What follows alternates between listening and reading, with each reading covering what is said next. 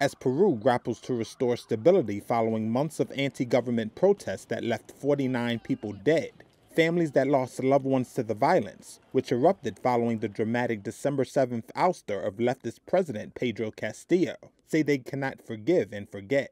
Now they are out to seek justice.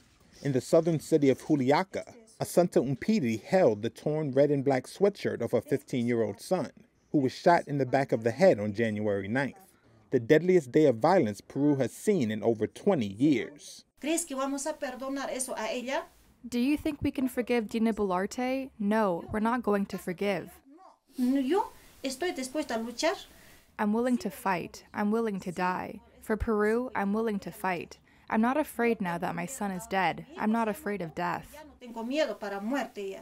Brian had come into town with his mother, 9-year-old younger brother, and pregnant older sister to visit the doctor when he asked to split up to go to an internet cafe. He was then caught up in the protests. Security camera footage obtained by Reuters shows the moment he was shot, identifiable by his distinctive red and black sweatshirt.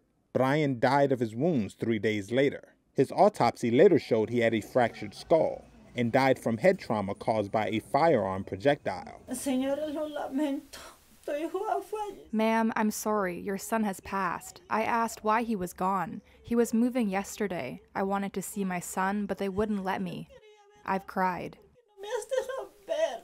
Y yo he llorado. Growing calls for justice pose a hurdle to restoring peace. Since the first protest death in mid-December, prosecutors have opened at least 11 investigations into the death of some of the people killed during clashes with security forces.